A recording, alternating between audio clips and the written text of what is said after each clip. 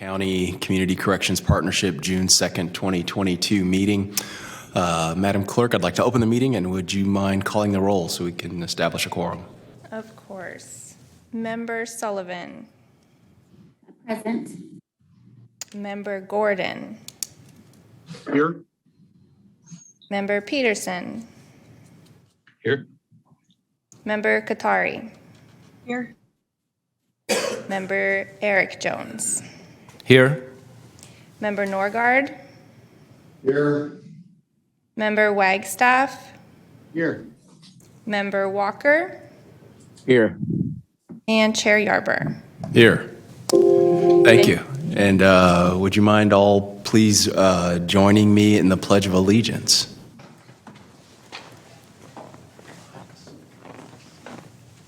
I pledge allegiance Pledge allegiance to the flag. To the republic for which it stands, one nation, indivisible, with liberty and justice.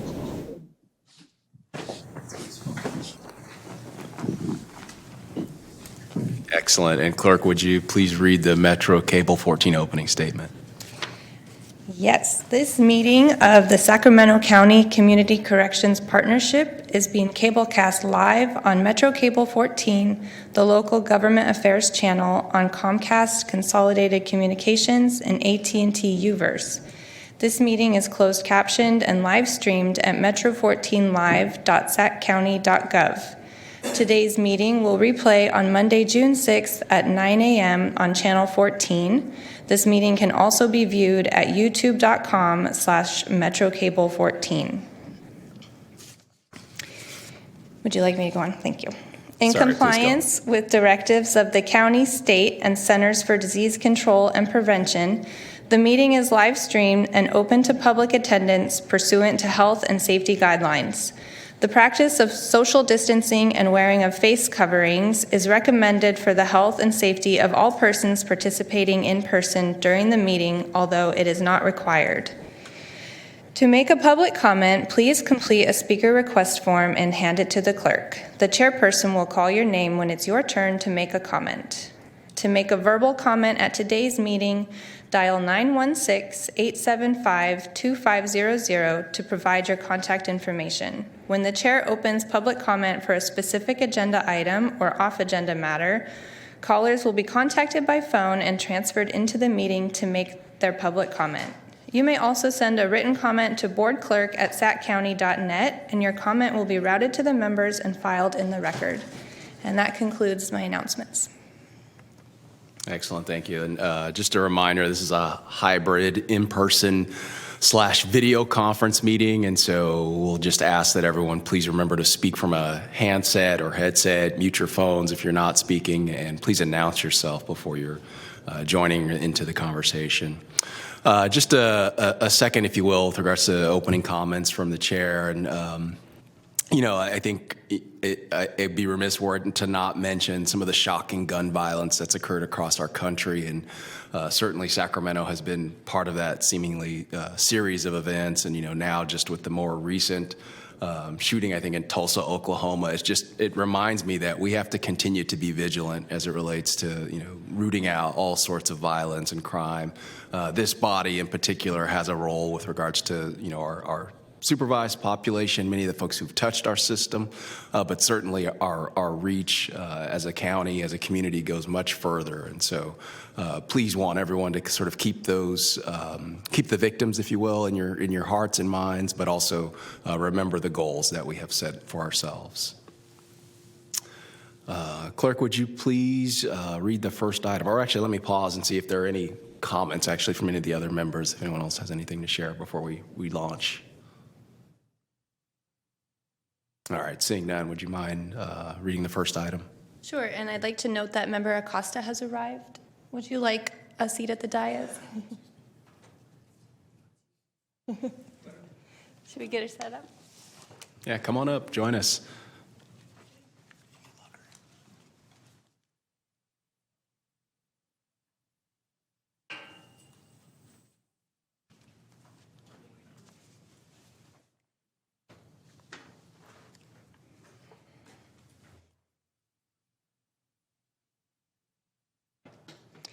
Okay, and item 1 is Community Corrections Partnership Member Update, an overview of information regarding the CCP's role, mission, and activities.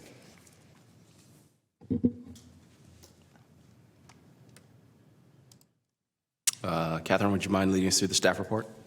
No problem. As you all see, we have a new member today. On May 10th, 2022, the Board of Supervisors designated the Deputy County Executive of Public Safety and Justice as the board member on the CCP, replacing the county's Chief Fiscal Officer as the board designee.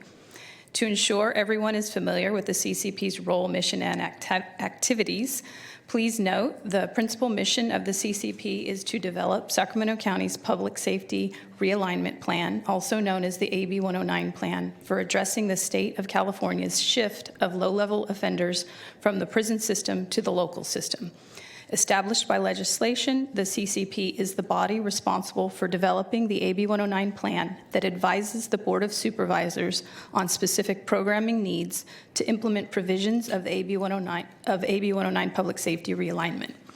Penal Code Section 1230 specifies CCP members, which includes appointment of the Chief Probation Officer as the chair. The CCP meets the first Thursday of February, April, June, August, October, and December, or as needed, beginning at 8:30 a.m. in the Board of Supervisors chamber. Since 2020, the CCP is required to submit an annual AB 109 plan update to the Board of State and Community Corrections, otherwise known as BSCC, by December 15th each year. In 2021, the CCP established a CCP advisory board to provide ongoing data collection, evaluation, and analysis that includes input from local agency and community stakeholders, including formerly incarcerated individuals, to meet the needs for annual AB 109 plan updates due to the BSCC. The CCP aims to approve the AB 109 plan update in October and recommend it to the Board of Supervisors for acceptance and advisement on county budget decisions. Great, thank you. First, let me, let me turn to Deputy County Executive Eric Jones and welcome him to the CCP. Appreciate you having interest in this area, and certainly your background has well prepared you for your participation here. And let me also be sure to thank both Amanda Thomas, our county fiscal officer, as well as prior county fiscal officer Britt Ferguson, who I think had personal interest in this area of criminal justice and how we go about our business, and certainly with regard to the fiscal aspects had a keen eye for it as well. And so I'm happy that we have yet another member of the body who I think can be a significant contributor to the work. The other piece that I would just underscore relative to the item and the description of sort of the overview of our work is really the fact that this body is largely one that advises. Our work often gets scrutinized, and rightfully so, by the public. I think it's important to have the public's interest and input in our processes, but it is really the Board of Supervisors, that has the authority for budget decisions that actually might be things that we've recommended to them, but it is their authority really that sort of drives the county's policy in this regard. Is there any discussion or comments from any of the other members, any thoughts as it relates to the item itself?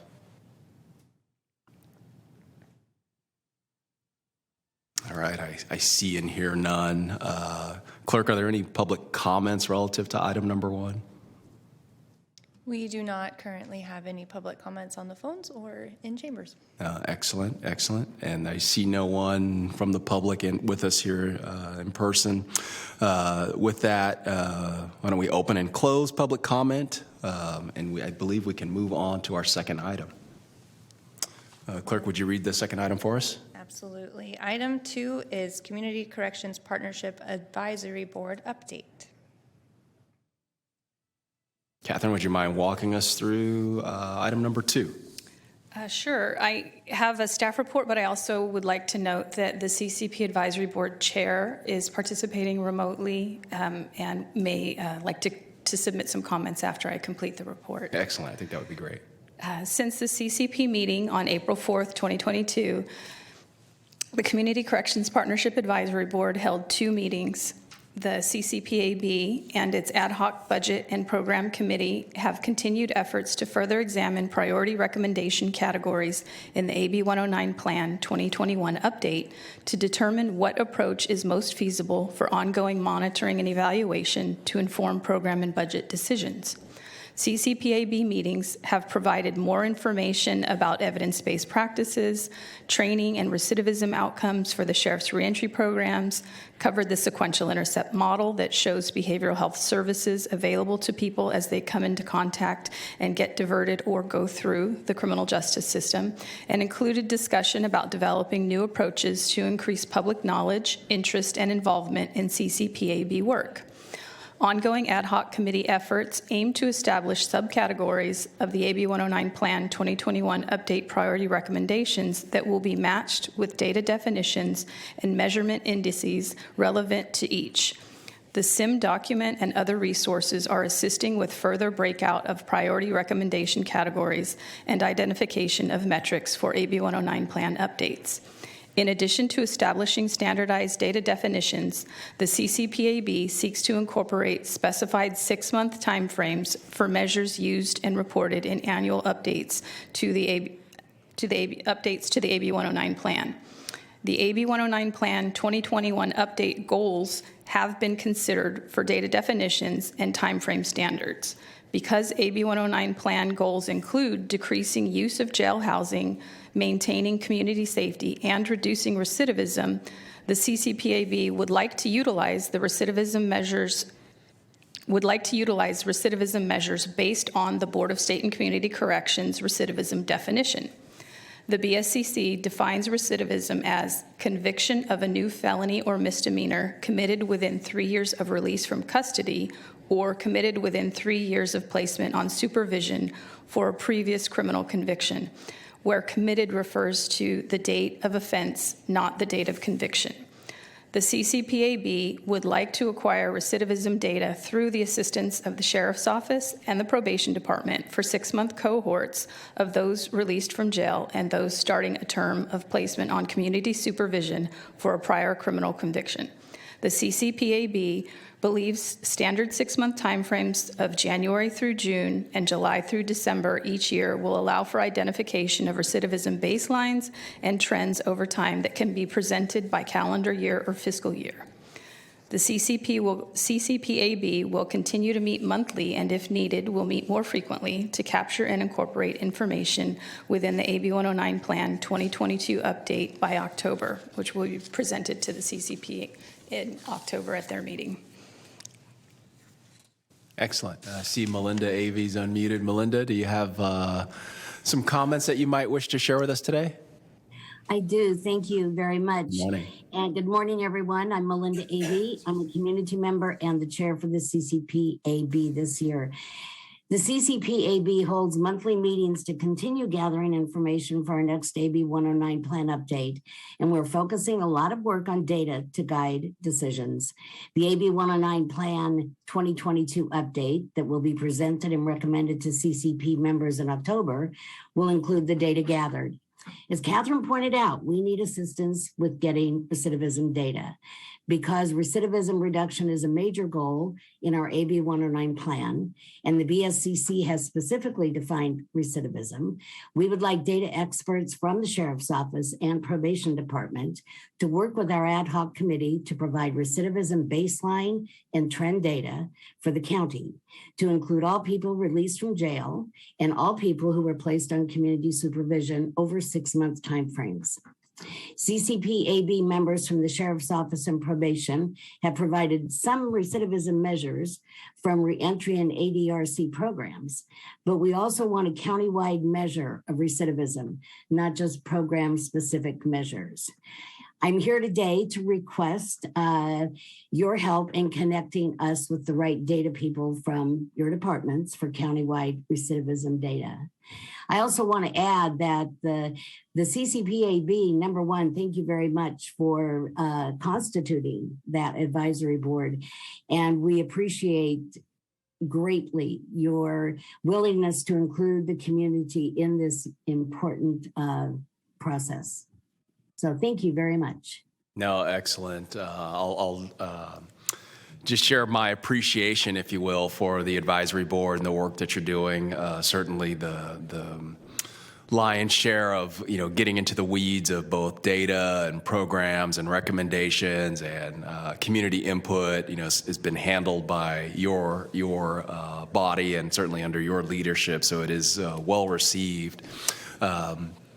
It's difficult sometimes in these settings, just given some of the formality, for us to have many of the conversations that I believe you all are engaging in, which is, again, appreciated.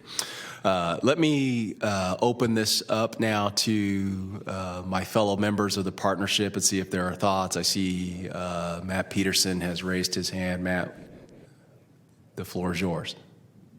Thank you. I appreciate that, Melinda and Catherine, for putting this together in the request. I'll let you guys know that I will absolutely commit resources to try to help with gathering this recidivism data. One of the things I do want to caution against, I know this has been problematic since the onset of realignment, is trying to get the data related to recidivism. And one of the key things that I see in the BSCC definition that could be a challenge, and I just want to caution everyone to that, is that it states when the offense occurs. And so that may be a challenge. I don't know specifically how the systems work and how they generate it. I'm sure that there's a clear conviction date in the system that we can query, but I don't know how labor intensive it will be to determine the date of offense. And so I just want to put that out there as a caution. We'll absolutely assign somebody to help with this endeavor, but we have been doing it with the smaller groups with our reentry folks because it is more manageable, but the entire population may be challenging. So I just want to put that out but let you know that we are committed to help the best we can. Yeah, thank you for that, Matt. I see Councilor Rickire has asked to speak. Just a suggestion on that. I wonder if it would be more manageable to go from a rest date versus offense date. That may be worth considering. I don't think I had considered that either, Matt. I don't know if you have any thoughts about that immediately, but maybe something for us to talk about. I share some of the same concerns, I think, that Matt has expressed. And first, let me, Matt beat me to it, but certainly agree in supporting the request that Chair Avey has presented to us in regards to working with the CCPAB. There's lots of data, certainly, that the probation department collects around our programs. I have, I think, a similar sort of caution, as I know there was lots of conversation now years ago when that definition by the BSCC was established. There was lots of conversation here in Sacramento County about whether or not it was truly applicable and indicative of the progress or success or failure that we might record here in our county. And I don't believe we've used it to large extent here. And so interesting to see that we're coming back to it now. Another thought, or perhaps just something to consider for the CCPAB to consider, as you referenced, Melinda, countywide data and just being able to tie back the effectiveness of these programs to the performance by the populations who are impacted or provided a service or treatment through our funded efforts as well. And so just being able to parse that out a bit so that we know which things essentially 109 funded or funded elsewhere are truly having either a great impact or no impact or negative impacts perhaps in regards to recidivism and other outcome measures. Other thoughts for our discussion? I see Deputy Caddy Wagstaff elbowing me. Sir, would you mind? Do you have a comment? Absolutely, yeah, DCE Jones. Okay, great, thanks. I was looking for I'm figuring out the touch screen. Okay, so good morning, and this has been a recent, well, not recent, it's been going on for quite some time, topics as far as what metrics do we use and how do we define recidivism. And so I do like the idea of a county-wide definition, specifically and especially for a lot of the sheriff's office probation and other components. And I think it's would be very worthwhile to come up with a definition for this county, but also recognizing that it doesn't necessarily mean a metric of success for particular programs. So I'm going to just give the one example, and it has come up recently at Board of Supervisors meetings, as well as the Public Health Advisory Board's presentation to the board. We all know that the Public Defender's Office and probation have pretrial programs. And there's been a few requests to ensure that both programs are using the same metrics. However, they have two different purposes, and they have actually different metrics. And so, although I think it would be great for CCP to have a definition of recidivism, I just want to ensure that we're not trying to compare one agency against another agency for recidivism reduction if it's really not exact, if they're coming from two different angles. However, whether it's the BSCC definition or another one for this county, I do think it would behoove of us to have a definition of what recidivism means. Yeah, thank you for that, Mr. Jones. And apologies for my informalities. I see Director Katari has asked to speak. Siobhan, good morning. Good morning. Thank you. And thank you to Chair Avey and the work of the advisory board. I think that this is a really important discussion about really defining recidivism and comparing apples to apples here.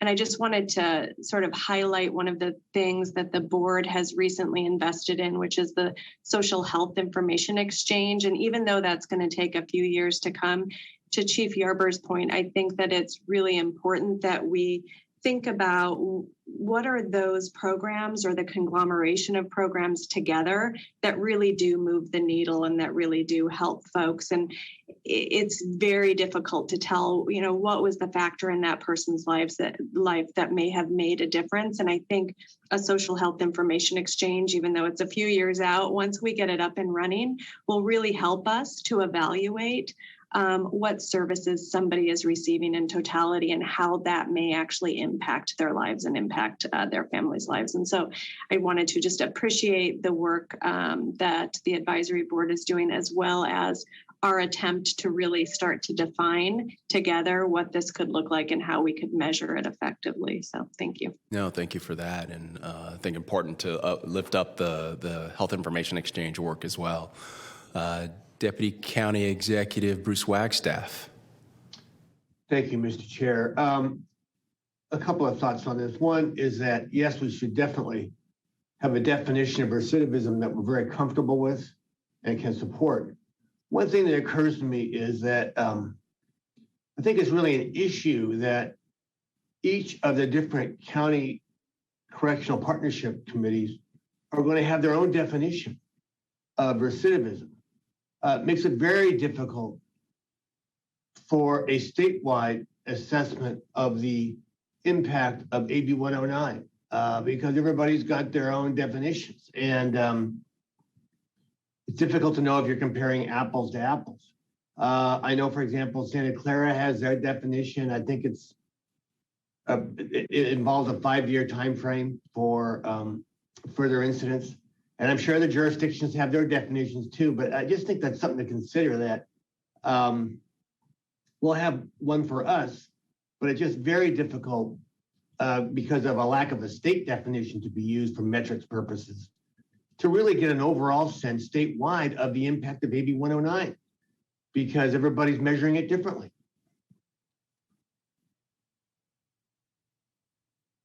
Thank you for that, sir. Appreciate the input, and I think you're right in terms of your observations. Other comments or thoughts from our partnership members? So I see none and hear none in chambers. Catherine, would you like to share? I do would like to add thanks to Rick Heyer for offering a solution. I would like to share that I've worked very closely with the CCP Advisory Board, and we've been very thoughtful about the countywide metric as kind of an indicator of how healthy our integrated systems are functioning, not specific programs. So it would be something just to be an indicator, that a start point. So obviously there would be additional program-specific indicators, but to have that countywide measure that is aligned with the BSCC definition was what we were seeking, and that the expertise is what's needed in figuring out what's feasible, and not necessarily coming to the table, acknowledging there are difficulties relative to the data, as long as we are noting that this is not going to be perfect information. It's just an indicator of overall health and well-being for our systems of care, whether it's, the social service system or the justice system, but how we are doing serving this group of people coming into contact with the justice system.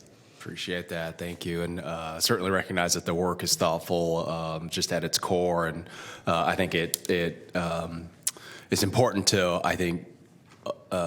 do our best to navigate some of the challenges that Deputy County Exec Jones points out, just in regards to comparing programs and, placing value on whichever effort, as part of the work that the CCP has some role in. So I know I don't see any other questions, but I know this item is purely just information.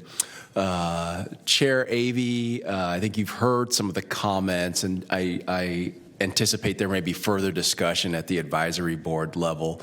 Let me ask if you have any additional questions at this point, or any other thoughts. Both agencies, both Sheriff's Department, as I hear Mr. Peterson, and myself, willing to connect you with, I think, staff who are aware and have knowledge of data, and can certainly participate to a large degree. But you've got some challenges, if you will, in regards to how we move forward. But let me just ask: do you think you have enough at this point, and perhaps there's more conversation in the future with between the two bodies, I should say. But let me just make sure you have what you need. Thank you very much. We appreciate the help that you're willing to give this advisory board. We're really mindful that this is not an easy ask, and there is no easy answer. And so coming up with a metric that is meaningful, I think, is important, but we're at the beginning of this. So we're very conscious of the fact that this is pretty complicated, and we want to work with all of the different departments. It's a beginning. That's what it is. It's a beginning. So we appreciate your help. So thank you very much. No, you're welcome. And I do anticipate future discussions on this topic.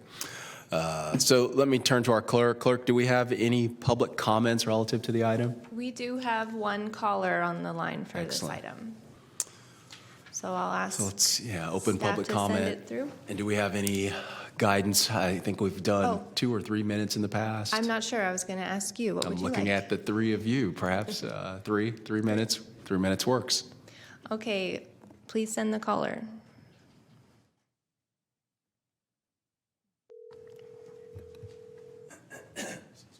Hello, caller. You may start your public comment. You have 3 minutes. Great. Good morning, everyone. Thank you for hearing me this morning. It's great to hear about the work that the CCP Advisory Board is doing. Great to finally have some community members part of the discussion. So thank you. Just want to first start by thanking the Advisory Board for all that you're doing. And I wanted to specifically ask if there's work being done to increase transparency around how AB 109 dollars are being spent. I believe we get around $50 million a year as a county, and that's a very significant amount of money. And I do believe that the public deserves to know how these dollars are being spent. And I appreciate the conversation around how we measure impact, but if we don't even know where our dollars are being spent, it's difficult to fully, expand that conversation to really look at the impact of of not only realignment, but how these realignment dollars could impact the health and safety of our community. So I hope you can respond to my question, and I look forward to hearing more. Thank you. Yeah, thank you, caller. Any other callers? We do not have any other callers. No other callers and no one else in chambers. Well, let me close the public comment at this point, and I'll just reiterate, I think, my earlier comments in regard to the role and function of this body, really, in regards to advising the Board of Supervisors. And we certainly have our own plans that are developed, given the charge of the partnership. But the, excuse me, the county's budget process is really where you will find the best information relative to how we've utilized the funds that are allocated to Sacramento County. And it's delineated within that document, of which there are several attachments. It's delineated there essentially where the funds are allocated and how it is implemented across the county and the departments who are in receipt of those funds. So with that, I believe we are on to item number 3, unless there are any other comments by our committee partnership members. Hearing none, let's move on to item number 3. Clerk, would you read the third item, which I believe is just public comment, correct? You're right. Item number 3 is public comment on non-agenda items. And we do not have any callers in the queue for that. And I don't think anyone's come into chambers. No, excellent. Thank you for that. If there are no other comments, I believe we are done for today. Thank you all, and we can adjourn.